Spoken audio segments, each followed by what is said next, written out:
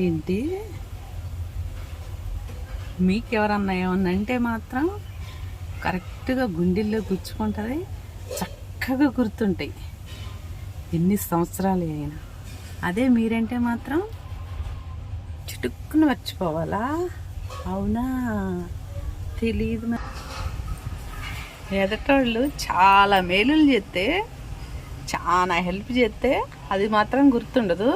మీరు చిన్న హెల్ప్ చేస్తే అది గుర్తుపెట్టుకోవాలా?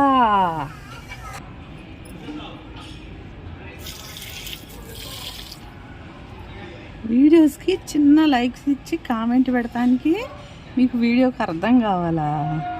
మీరు ఎలా పుట్టారు, మిమ్మల్ని ఎవరు పెంచారు, ఇప్పుడు ఎలా వెతుకుతున్నారు, వాటికి అర్థం ఉందా? ఫస్ట్ అది చూడండి అమ్మ, కొద్దిగా కామెంట్ పెట్టి లైక్స్ ఇచ్చే తర్వాత ఆలోచిద్దరు. లైఫ్ అంతా మీరు అరాస్కాలు అన్యాయాలు చేస్తే అవి మాత్రం కనపడవు, కానీ ఎవరన్నా చిన్నగా ఏమన్నా చేస్తే అవి అరాస్కాల అన్యాయాల. అవునా,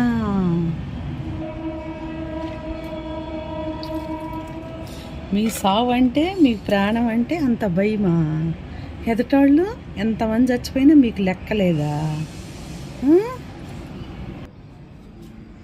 ఎదటోళ్ళ సొమ్ము లక్షలు లక్షలు తింటారు. మీకు ₹1 పెడితే మీ కష్టార్జితం అది కోటులతో సమానమా? అందరు డబ్బులు దోసుకొని అందరూ యదానేసుకొని మీరేమో హ్యాపీగా ఉండాలి. చచ్చిపోయి అన్నీ పోగొట్టుకుని అల్లో లక్షణం అల్లాడాలా? ఇదేనా మీకు తెలిసిన న్యాయము? ఎవరు నేర్పారమ్మా? మీరేమో నీకు ఆల్చుగా పుట్టి నిజాయితీగా బతుకుతున్నారా? ఎదటోళ్ళేమో లోకులకు పుట్టి లోకులు సొమ్ము తింటున్నారా?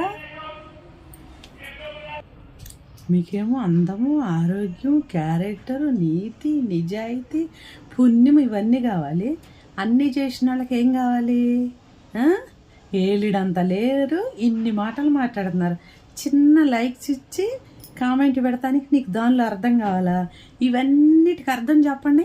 మీ బతుకు ఫస్ట్ అర్థం ఉందా చూడండి. ఒక్క ఏలు ఎదటోళ్ళని చూపిస్తుంటే మిగతా 4 మనకు చూపిస్తున్నాయి. అర్థమవుతుందా?